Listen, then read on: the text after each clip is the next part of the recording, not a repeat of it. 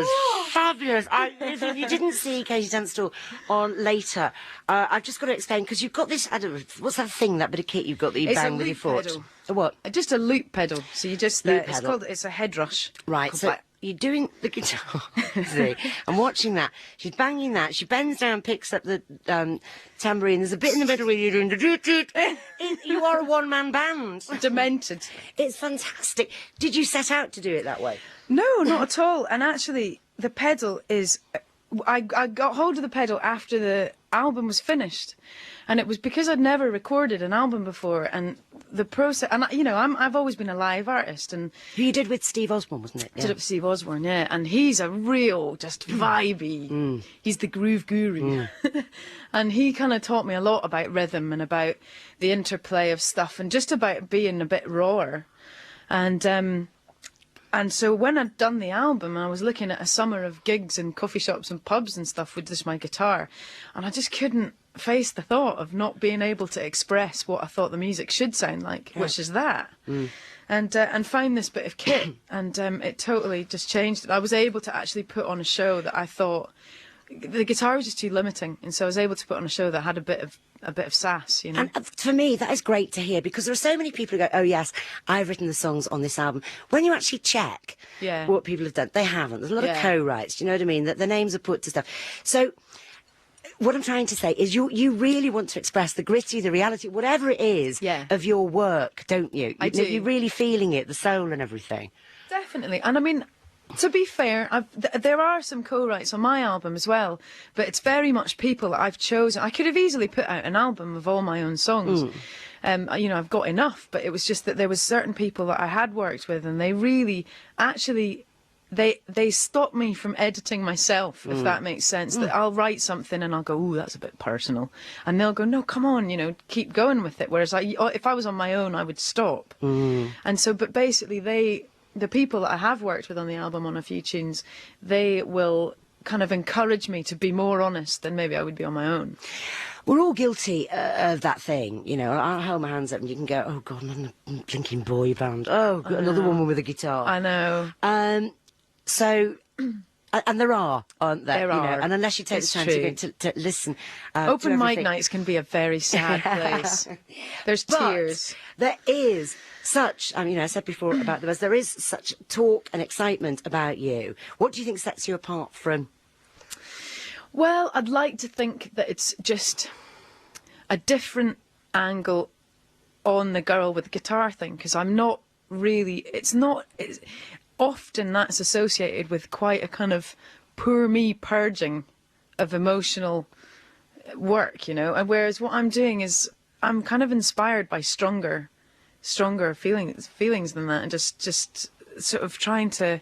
I'm quite a positive person, really, on the whole. I mean, I'm always fascinated by the darker side of life, but, I don't really want to write solely music that's melancholic. And I've certainly written some stuff that is, but on the whole, I'm more excited by the rhythmic, more upbeat stuff that I'm doing. And I know you've got a Patti Smith badge. I've got a little Patti Smith badge, which doesn't surprise me. What about other women artists? Well, the biggest compliment I've ever had so far was someone said that they thought I was a mixture of Janice Joplin meets Joni Mitchell, and I mean, I've got some living up to do to that, because that's, that's kind of off the scale, but it was a fantastic compliment to get, and those two women I just think are inspirational. And I heard a really interesting piece the other day about whether there is another Janice Joplin in British music, and far from it, it's certainly not me, but I would love to aspire to someone like her, and just... probably minus the heroin addiction would help. but just I think there's places in music at the moment for women who have got an attitude and have got something to say and want to say it in a strong way. So you would strike me that things are going to be on your own terms. You wouldn't sign to a label that would suddenly say, "Well, actually, we'd like you to look like somebody out of Hollyoaks." No. And I've been very well supported in that respect. When I did sign the deal with Relentless, they knew what they were getting, and they signed me because I'm me, as well as because of what I can sing and what I write. It's been, and they've let me express myself. And what about your fan base? I imagine that's sort of swelling by the minutes now. Was later a defining moment? Oh, absolutely. Naz's dad having flu or something. I think his dad had a cold. So basically, I need to go and thank him but it's for quite his bacteria. It's Naz, Katie Tunstall, not the same. Not the same. I was considering rapping my songs, but decided against it. But it was amazing, really. I mean, I was actually playing in a friend's band as a musician, a guy called Half Cousin, and we were off on tour with the Earlies all around Britain. And they'd said, you know, you might have to come back to London if something goes on and miss a show or two. And I was like, oh, well, surely nothing that important could come up. Got the phone call.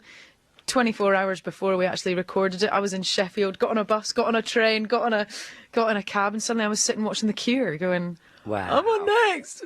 Brilliant. It must be a great feeling, as it must, seeing your posters all over the place and stuff. That was quite alarming, actually, going down the tube and going, I'm huge and menacing. Did you sort of go, that's me, or keep your head down? It just makes me laugh at the moment because, I mean, I don't think I'm particularly... the picture on the album cover is... I'm quite moody on the album cover. And I'm not... I look really different in photographs. So I think you do. Yeah, so I've not been recognised or anything, which is quite nice. I quite like it, walking around going... Well, I think you're going to have a great time and a great future. Janice. And a week on Sunday, you go to Nottingham the Social. You're at the just sort of follow it through here. It goes Norwich Arts Centre, Brighton Comedia, Southampton Joiners, Cardiff Barfly, that's Thursday the 10th, Metropole Bristol the 12th, the Glee Club in Birmingham, to which we're going, aren't we? On the 13th. And then you go London, sold out. I know. The ICA, sold out. Fibbers in York, Liverpool Uni, Leeds Cockpit, Aberdeen Lemon Tree, and Glasgow King Tut's. Wow. Too many wahs there, but hot at the end. Well, as you know, the album came out before Christmas. Eye to the Telescope. The single, Black Horse and the Cherry Tree, is out on the 21st of February. We've got 5 signed copies, haven't we, of the album for our competition. So I hope you've been hanging on Katie's every word. What tune are you going to do for us now? I'm going to play you Other Side of the World. Lovely. Katie Tunstall, everybody. I'll stop my bracelets rattling. You should play along. Oh, I nearly helped you with your timbre. I thought, poor girl, she hasn't got enough hands. I'll help her out.